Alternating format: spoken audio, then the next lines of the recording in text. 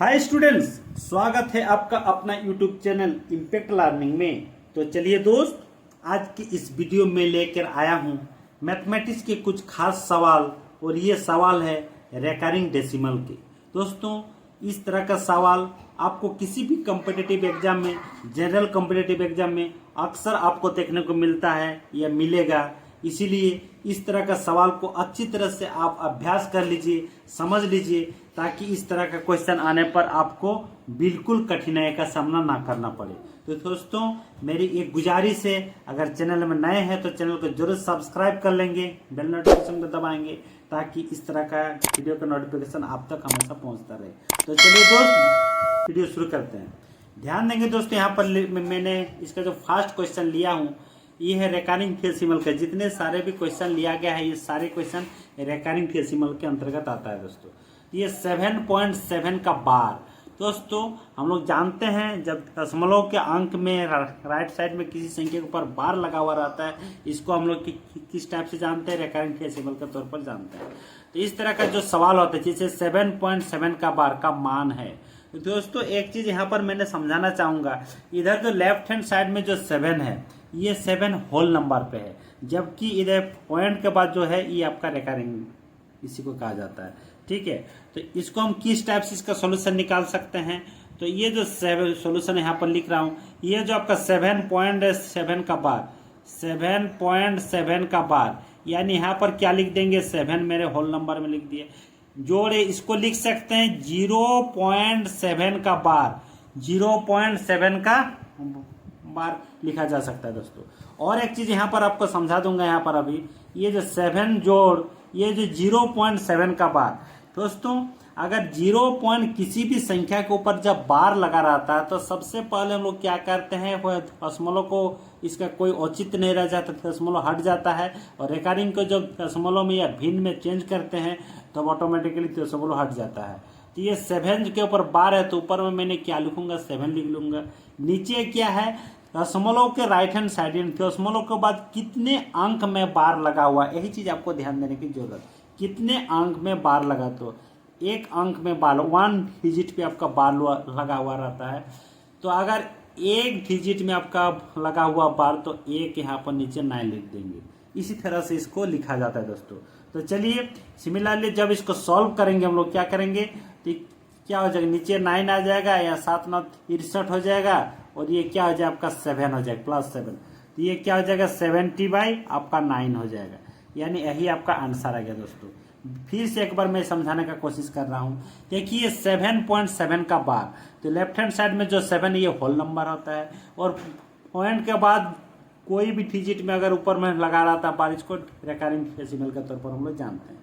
तो 7 + 0.7 का बार हो गया। 0.7 का बार इस टाइप से हम लोग लिख सकते हैं। 7 को मैंने 7 ही लिख दिया, और दशमलव के बाद कितने जो भी संख्या के ऊपर बार लगा हुआ रहेगा उस संख्या को सीधा सीधे मैंने लिख दिया। लिखने के बाद क्या कि डिवाइडेड बाय डिनोमिनेटर में क्या लिखा कि पॉइंट के बाद कितना अंक, गिन के देखेंगे कि कितने अंक के ऊपर बार है। 1 डिजिट एक संख्या के ऊपर लगा हुआ बार, तो हम 1 को 9 लिख दिए बस। और इसको फिर सिंपली हम लोग क्या कर दिए? ऐड कर दिए। इस तरह से हम लोग का 70/9 आ गया। यानी ऑप्शन नंबर बी आपका क्या हो गया? सही उत्तर हो गया दोस्तों।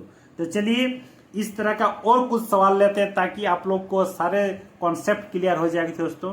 तो चलिए, क्वेश्चन नंबर 2। क्वेश्चन नंबर 2 आपका लिया गया है कि 0.125 का बार का मान क्या होगा? दोस्तों, ये भी जो रेकरिंग डेसिमल है इसका बार अभी हम लोग लिखेंगे। अभी मैंने देखा इधर लेफ्ट हैंड साइड में क्या है? इसका 0 है। पॉइंट के लेफ्ट में क्या है? 0 है, यानी यहाँ पर कोई होल नंबर नहीं है। अगर है तो 0 है। तो 0 प्लस करेंगे तो वही संख्या आता है, इसीलिए उसको लिखने की कोई जरूरत नहीं। उसके बाद क्या लिखेंगे? 125 के ऊपर लगा हुआ बार, तो सीधा सीधे यहाँ एक बार लिख लेता हूँ 0.125 का बार।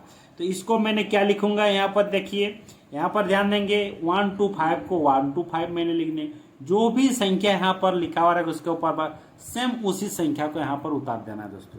उतार देने के बाद यहाँ जो यहाँ जो नीचे लिखेंगे, डिनोमिनेटर में लिखेंगे, हर में जो लिखा जाएगा, यहाँ गिनेंगे पॉइंट के बाद कितने अंक पे बार लगा हुआ, तो कितने डिजिट पे बार लगा हुआ, तो 1 2 3 अंक पे बार लगा हुआ। तो यहाँ पर क्या करेंगे 3 को 9 लिख देंगे। जितना अंक में लगा हुआ पापार उतना आपको 9 नीचे लिख देना दोस्तों। यही आपका क्या हो गया, आंसर आ गया। ठीक है दोस्तों, तो इसका आंसर ऑप्शन में ढूंढेंगे कहाँ पर है, ऑप्शन नंबर सी है। तो ऑप्शन नंबर सी इसका सही उत्तर हो जाएगा दोस्तों।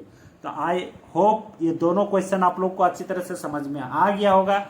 तो चलिए अभी चलते हैं आपका तीसरा क्वेश्चन पे। तीसरा क्वेश्चन है आपका स्क्रीन पे कि 0.3 का बार प्लस 0.6 का बार प्लस 0.7 का बार प्लस 0.8 का बार का साधारण भिन्न में मान क्या होगा। यानी अंश बाटे और भिन्न के रूप में इसको भी आपको लिखना है, ऐड करना है। तो इसको सिंपली हम ऐसे ऐड नहीं कर सकते दोस्तों। इसको क्या करेंगे, रेकरिंग को तोड़ेंगे, उसके बाद ही उसका भिन्न में मान आएगा, उसी को हम लोग को क्या करेंगे, उसको ऐड कर देना है। तो जैसे 0.3 का बार, तो यहाँ पर एक बार लिख देता हूँ एक टाइम, 1 टाइम 3 का बार प्लस 0.6 का बार प्लस 0.7 का बार प्लस 0.8 का बार। तो इसको जब हम लोग लिखेंगे तो क्या लिखेंगे, 3 बाई यहाँ 3 लिखेंगे क्योंकि 3 संख्या है। उसके बाद क्या एक अंक पे लगा हुआ बार, एक 9 लिख देंगे। उसके बाद सिमिलरली यहाँ 6/9 हो जाएगा। सिमिलरली यहाँ क्या हो जाएगा, 7/9 हो जाएगा। सिमिलरली यहाँ क्या हो जाएगा, 8/9 आ गया। ठीक है दोस्तों, इस टाइप से लिख दिए। इसके बाद सिंपली ये तो भिन्न का जोड़ है। चलिए भिन्न का जोड़ करता हूँ। यहाँ पर 9 आ जाएगा एलसीएम, तो क्या हो जाएगा, 3 आ जाएगा, 6 आ जाएगा, 7 आ जाएगा और 8 आ जाएगा। इसको जब ऐड करेंगे तो 6 3 9 और 7 आपका 16 हो जाएगा। 16 और 8 कितना हो जाएगा आपका 24 आ जाएगा। कितना हो जाएगा 24 यहाँ पर आराम से लिख देंगे 9। तो इसको काटेंगे तो क्या होगा, 3 3 9 और 3 8 आपका 24, यानी आपका 8/3। ठीक है दोस्तों, इसको जब आप मिश्र भिन्न में लिखेंगे तो क्या हो जाएगा, 3 दूना 6 और 2 8, 2/3 यानी 2 पूर्णांक 2/3 आपका क्या आ गया, ये आपका आंसर आ गया। अभी ढूंढेंगे कहाँ पर है, ऑप्शन नंबर बी पे है। ऑप्शन नंबर बी आपका आंसर लगा देंगे। ठीक है दोस्त, तो इस तरह से हम लोग समझ गए कि तीसरा टाइप का सवाल को किस टाइप से किया जाता है। तो चलिए अभी क्वेश्चन नंबर देखते हैं 4। क्वेश्चन नंबर 4 आपका स्क्रीन पे है, देखिए कि 0.4777। दोस्तों एक चीज आपको समझा देना चाहता हूँ, जब इस तरह का रिपीटिंग डेसिमल आपका लिखा हुआ रहता है, रिपीटिंग का मतलब भी उसी को बार के रूप में लिखा जा सकता है। तो चलिए यहाँ पर एक बार मैं आप लोग को लिख के दिखा देता हूँ। ये जो है 0.4777 डॉट डॉट डॉट दिया हुआ है। इसका मतलब ये जो है 4 तो ओनली 1 टाइम से, उसके बाद 7777 ये रिपीट हुआ है। तो इसको अगर हम लोग रेकरिंग के तौर पर लिखना चाहेंगे तो ये आपका लिखा जाएगा 0.4 ओनली 7 के ऊपर बार हो जाएगा। क्यों होगा, क्योंकि 7 आपका रिपीटेशन हो रहा है, 7 आपका रिपीट हो रहा है, 7 का पुनरावृत्ति हो रही है। तो चलिए दोस्त, ये भी एक खास बहुत ही इंपॉर्टेंट सवाल है, क्योंकि इससे पहले जितने भी सवाल मैंने लिखे करवाए हैं इस टाइप से आपको देखने को नहीं मिला होगा। तो चलिए इसको समझते हैं किस टाइप से इसका सोल्यूशन निकाला जाता है। दोस्तों ध्यान देंगे, यहाँ पर ये क्या है 0, तो 0 प्लस लिखने की कोई जरूरत नहीं है। यहाँ देखिए 4.47 यानी ओनली 7 के ऊपर बार लगा हुआ रहता है।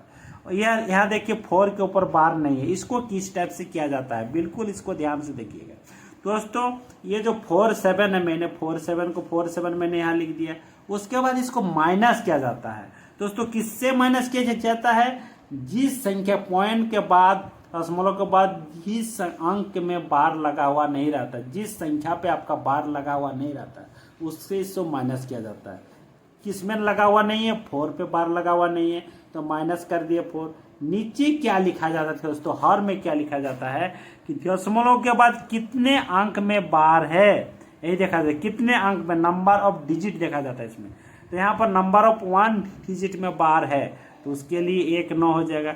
उसके बाद इसमें एक चीज ध्यान देने की जरूरत दोस्तों, दशमलव के बाद कितने अंक में बार नहीं है, तो 1 अंक में बार नहीं। दशमलव के बाद जितने अंक में बार नहीं होगा उसके लिए उतना 0 आपका यहाँ पर लगा देना पड़ेगा। तो यही है, इसके सॉल्व करेंगे तो क्या आ जाएगा आपका 43/90। ठीक है दोस्तों, तो यही आपका इसका सॉल्यूशन आ गया। फिर से मैं एक बार समझाने की कोशिश कर रहा हूँ। इसमें आपको देखना क्या है कि दशमलव के बाद जो भी संख्या लिखा हुआ रहेगा, किसमें बार है किसमें नहीं, उस देखना नहीं है, सीधा सीधी उस संख्या को लिख देना है। उसके बाद माइनस करना है। किससे माइनस करना है? जो भी यहाँ पर दिया हुआ संख्या रहेगा जिसके ऊपर बार नहीं है उसको सीधा सीधी इसको माइनस कर देना पड़ेगा ऊपर में अंश में। उसके बाद नीचे क्या करेंगे, दशमलव के बाद गिनेंगे कितना अंक में बार लगा हुआ है। एक अंक में लगा हुआ बार यहाँ पर 9, अगर 2 अंक में लगा था बार तो 2 9 लिखते, और कितने अंक में बार नहीं है, 1 अंक में नहीं है बार तो यहाँ पर 1 0 लगा दी। अगर 2 अंक में नहीं रहता बार तो यहाँ पर 2 0 लगाते। इस टाइप से सिमिलरली इसको सॉल्व किया जाता है। फिर इसको तो सॉल्व करना आसान, इससे माइनस करते divided by. Option number D इसका आपका सही उत्तर हो गया। तो चलिए दोस्त, आज का इस छोटे से वीडियो में अंतिम सवाल आप देखेंगे। अंतिम सवाल को काफी इंपॉर्टेंट है, ये भी सवाल आप अभ्यास के तौर पर इसको ले सकते हैं। तो चलिए इसको दिखाते हैं। ये है कि अंतिम सवाल क्या करा, ई बटा क्यू के रूप में संख्या 0.1212 बराबर होगी।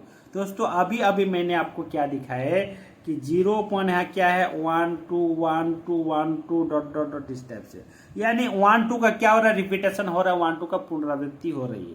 तो यहाँ पर लिखा जा सकता है 0 पॉइंट, जब रिकरिंग में इसको लिखा जाएगा 0.12 के ऊपर बार लग जाएगा दोस्तों, क्योंकि 1 2 1 2 रिपीटेशन हो रहा है, यानी 1 2 के ऊपर दोनों के ऊपर बार लग जाएगा। तो आसानी से इसको अभी कर सकते हैं। मैंने क्या कहा, इससे पहले का जो सवाल लिए उससे किया गया, जो भी संख्या रहेगा इसको ऊपर में ज्यों का त्यों लिख देना है। नीचे क्या लिखना है, कितने अंक पे बार लगा हुआ है, कितना डिजिट में बार लगा हुआ है। तो नंबर ऑफ डिजिट 2 है 1 2, तो यहाँ पर उतना 9 लिख देना है। 2 9 लिख दिए। इसको काटेंगे तो क्या होगा, यहाँ पर क्या होगा, 3 से काटेगा तो 3 4 जा आपका 12 हो जाएगा, 3 3 जा 9 3 33 आ जाएगा, यानी 4/33 आपका आंसर आ गया दोस्तों। इस तरह से ऑप्शन नंबर सी इसका आंसर आ गया। तो दोस्तों ये जितने सारे भी मैंने चुनिंदा सवाल लिया था, ये सवाल कहीं ना कहीं कॉम्पिटिटिव एग्जाम में जरूर आया हुआ सवाल है दोस्तों, और इस तरह का सवाल आपको जनरल कंपटीशन में एग्जाम में जरूर देखने को मिलेगा। इसीलिए इस तरह का सवाल को जरूर आप लोग अभ्यास कर लीजिए, इसका कॉन्सेप्ट क्लियर कर लीजिए, ताकि इस तरह का अगर सवाल देखने को मिले तो बिना हिचक के, बिना आपका कठिनाई का सामना करते हुए आराम से इसका सॉल्यूशन निकाल पाएंगे और इसका आप आंसर कर देंगे दोस्तों। तो आई होप आप सभी समझ गए होंगे। ये छोटा सा वीडियो मैं लेके आता हूँ, इस तरह का वीडियो में काफ़ी इंपॉर्टेंट चीज़ समझाने का कोशिश करता हूँ। दोस्तों अगर आपको वीडियो अच्छी लगी तो जरूर आप लोग को चैनल को सब्सक्राइब अगर नहीं किए हैं तो सब्सक्राइब कर देंगे, बेल नोटिफिकेशन को दबाएंगे, ताकि इस तरह का वीडियो का नोटिफिकेशन आप तक हमेशा पहुँचता रहे। तो चलिए दोस्त, आज के लिए फिर इतना ही रखते हैं, फिर मिलते हैं नेक्स्ट वीडियो में। तब तक के लिए धन्यवाद। Thanks for watching this video.